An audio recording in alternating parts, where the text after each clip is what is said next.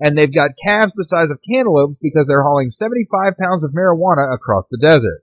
With the argument that, and again, I quote, "No nation like the United States of America can continue to grow and be a strong nation if we are going to judge people because they disagree with our agenda rather than the content of their statement. We have to be critical thinkers. We have to be analytical. We should understand facts from emotion." In order to prove that America is founded on the sort of rationality that King embraces, he spent about 10 minutes walking through the history of Western civilization, as recalled by Steve King. My point is, as civilization is progressing, Mosaic law came down from the mountain, was handed to civilization. It emerged through the Greek culture, and as the Greeks were developing their age of reason. We're talking about the foundation of Western civilization, and almost concurrently with the Roman law that was emerging as well. Just so we're clear, Mosaic law had nothing to do with the Greek age of reason, and the Romans didn't develop until towards the end of the Greek era. They kind of stole all the Greek stuff.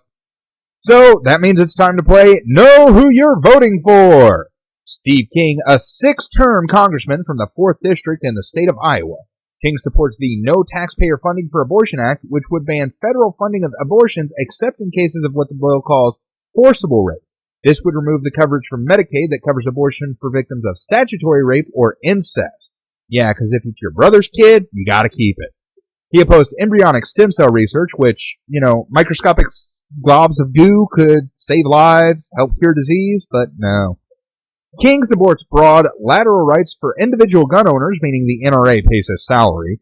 In July 2012, King opposed the McGovern Amendment to the 2012 Farm Bill to establish misdemeanor penalties for knowingly attending an organized animal fight and felony penalties for bringing a minor to such a fight.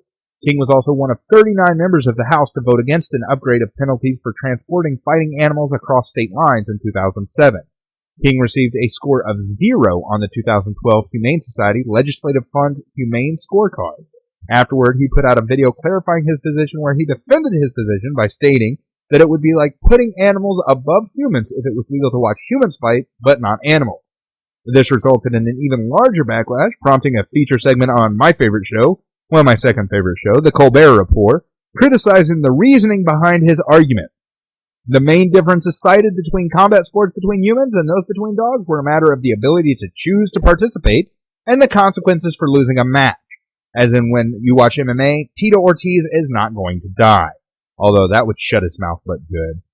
King introduced his amendment to the House Farm Bill that would legalize previously banned animal agricultural practices such as tail docking, putting arsenic in chicken feed, and keeping impregnated pigs in small crates. And finally, on April 3rd, 2009, the Iowa Supreme Court ruled that a state ban on same-sex marriage violated the Iowa Constitution. King soon commented that the judges should resign from their position, and the state legislatures must also enact marriage license residency requirements so that Iowa does not become the gay marriage mecca, because every ab-fab couple in the country wants to have their wedding in fucking Iowa. So, I'm hustling every day trying to figure out a way to pay my bills. Most of my family thinks I should be on disability because apparently thinking you're God and wanting to kill yourself when you get stressed equates to not being able to work. Me, I like working. Makes a man feel good to earn a living. In this economy, which I'm not saying who I blame, I am grossly underemployed. I work 1 day a week at a bar, about 5 hours every week for $8 an hour, flipping burgers and frying swai fillets that we sell as catfish. I work 1 night a week, 7 hours at $10 an hour, as the driver sign-in guy and pit announcer at a local NASCAR-sanctioned dirt track. I bring in about $100 every week after taxes. Today I went out promoting my marketing services to a couple of local businesses, and that went pretty well. And I also talked to the owner of a nearby restaurant to see if they would hire me as a table magician. Now, I was a magician in Branson for a while at Silver Dollar City. I've been doing magic since I was about 7, and I love to do tricks, especially for younger kids. My problem is I always tend to somehow give away the secret to the trick. I just can't seem to keep a secret. As you can tell if you've listened to my other 2 broadcasts, I tend to tell everything to everyone. It kinda sucks, and it totally ruins Christmas. Every single year, my wife figures out what I got her within 2 days of me buying the damn gift. Thank me, I don't work for the NSA, but I bet Snowden's girlfriend always knows what she's getting for Christmas, too. Speaking of Snowden, the Obama administration is pulling back from various aspects of U.S.-Russian cooperation as the dispute over the fate of National Security Agency leaker Edward Snowden deepens. Only the latest irritant in the ever-cooling bilateral relationship, The Russian Immigration Ministry granted Snowden a document this week that would allow him to leave the transit area of the Moscow airport, where he has been confined for a month, and live in Russia for up to a year. In response, Secretary of State John Kerry phoned Russian Foreign Minister Sergei Lavrov Wednesday and informed him that the planned meeting for foreign and defense ministers set for August in Washington, known as a 2+2 meeting, was now in jeopardy of being canceled. Obama's butthurt that the guy that snitched on him is being protected by the country that keeps poking us in the chest and threatening us to do something. Man, first Syria, now Snowden, what's next? Is Putin going to show Obama up on the b-ball court? Speaking of Russia, over the past few months, Russian lawmakers have made the nation increasingly hostile towards homosexuals. In June, for example, President Vladimir Putin signed a law banning gay propaganda, which not only prohibits gay pride marches, but potentially sends people to prison for explaining homosexuality to children. That same month, Putin signed yet another law allowing police to jail tourists who are believed to be homosexual.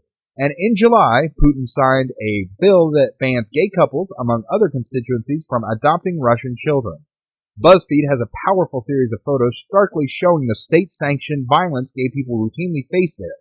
Bottom line, it's terrible to be a gay person in Russia, and LGBT folks lucky enough to not be living there are stuck helplessly watching as Moscow becomes increasingly hostile to gays.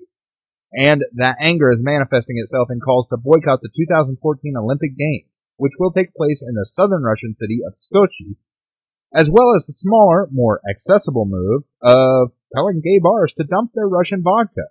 The face of the Russian vodka boycott is Dan Savage, a man known for permanently attaching Rick Santorum's name to a frothy feces, and the brain behind the It Gets Better anti-bullying project. Savage explains the vodka is a good place to start.